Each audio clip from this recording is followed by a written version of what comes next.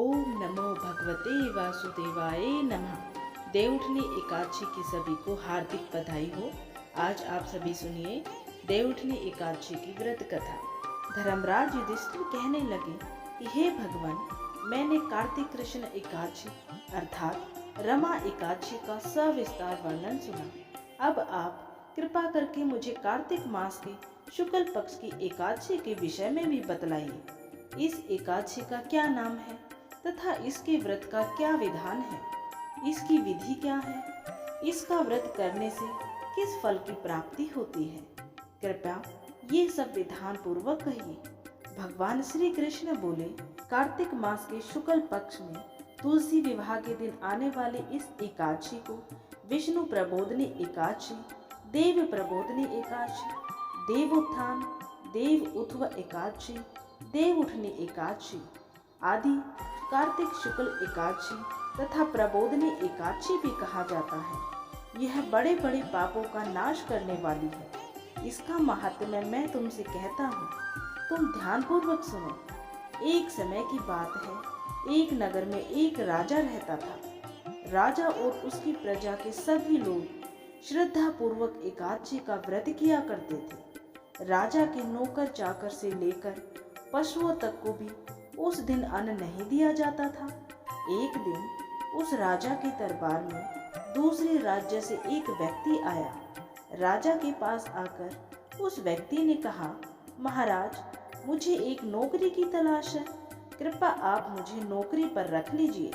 राजा ने उसकी सारी बातें सुनकर कहा, तुम्हें नौकरी पर रख लेते हैं, लेकिन एक शर्त है कि रोज तो तुम्हें भोजन के लिए सब कुछ मिलेगा, परंतु एकादशी के दिन खाने को अन्न नहीं मिलेगा। नौकरी पाने हेतु उस व्यक्ति ने तब तो हाँ कह दिया, लेकिन जब एकादशी की तिथि आई और उसे फलाहार खाने को कहा गया तो उसने मना कर दिया। वह राजा के सामने गिड़गिड़ाने लगा और कहा, महाराज, इससे तो मेरा पेट नहीं भरेगा, कृपया मुझे अन्न दे दीजिए, अन्यथा मैं भूखा ही मर जाऊंगा। नौकर की ये बात सुनकर राजा ने उसे शर्त की बात याद दिलाई, लेकिन उसने अन्न की जिद को नहीं छोड़ा। तब राजा ने उसे कुछ अन्न, चावल, दाल, आटा आदि दिए। राजा से वह अनाज लेकर वह हमेशा की तरह नदी पर पहुंचा और स्नान आदि करके अन्न पकाने लगा। भोजन तैयार होने के बाद वह भगवान को बुलाने लगा, आइए प्रभु, भोजन तैयार है।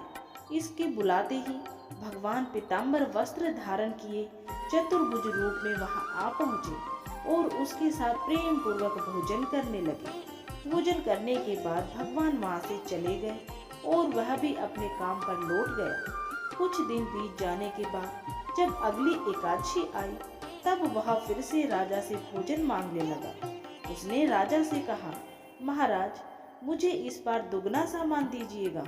मेरे साथ भगवान भी भोजन करते हैं, इसलिए हम दोनों में से ये सामान पूरा नहीं पड़ता है।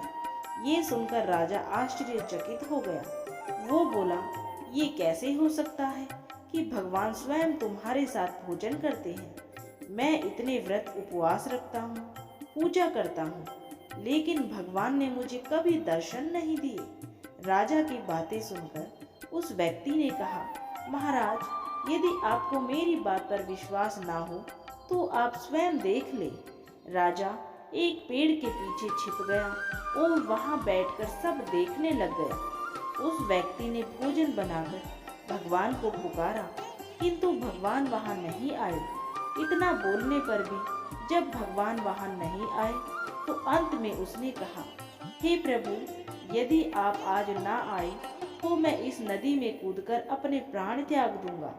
इतना कहने पर भी जब भगवान वहां प्रकट नहीं हुए तो वह प्राण त्यागने के उद्देश्य से नदी की तरफ बढ़ा। उसके प्राण त्यागने का दृढ़ इरादा जानकर भगवान शीघ्र ही वहां प्रकट हो गए और उसे ऐसा करने से रोक लिया। भगवान ने उसके साथ बैठकर भोजन किया और फिर अपने धाम को लौट गए। ये देखकर राजा की आंखें खुल गई और उसने सोचा कि व्रत उपवास का लाभ तब तक नहीं होता है जब व्यक्ति का मन शुद्ध ना हो। यह देखने के बाद से वह भी मन से व्रत उपवास करने लगा और अंत में मोक्ष धाम को प्राप्त हुआ। तो ये थी एकादशी की पहली व्रत कथा। अब आप अभी सुनिए दूसरी व्रत कथा। पौराणिक मान्यताओं के अनुसार एक बार भगवान श्री हरि विष्णु से लक्ष्मी माता जी ने पूछा, हे नाथ, आप दिन रात जागा करते हैं और सोते हैं तो लाखों करोड़ों वर्ष तक सो जाते हैं तथा इस समय में समस्त चराचर का नाश कर डालते हैं, इसलिए आप नियम से प्रति वर्ष निद्रा लिया करें। इससे मुझे भी कुछ समय विश्राम करने का समय मिल जाएगा। लक्ष्मी जी की बात सुनकर भगवान श्री हरि नारायण मुस्कुराए और बोले, देवी, तुमने ठीक कहा है। मेरे जागने से सब देवों और खासकर तुमको कष्ट होता है। तुम्हें मेरी वजह से जरा भी अवकाश नहीं मिलता। अतः तुम्हारे कथनानुसार आज से मैं प्रति वर्ष 4 मास वर्षा ऋतु में शयन किया करूंगा। उस समय तुमको और देवगणों को अवकाश होगा। मेरी यह निद्रा अल्प निद्रा और प्रलयकालीन महानिद्रा कहलाएगी। मेरी यह अल्प निद्रा मेरे भक्तों के लिए परम मंगलकारी होगी। इस काल में मेरे जो भी भक्त मेरे शयन की भावना कर मेरी सेवा करेंगे और शयन व उत्थान के उत्सव को आनंद पूर्वक आयोजित करेंगे, उनके घर में मैं तुम्हारे साथ निवास करूंगा। तो इस प्रकार से देवउठनी एकादशी की व्रत कथा संपूर्ण हुई। बोलिए श्री हरि नारायण भगवान की जय।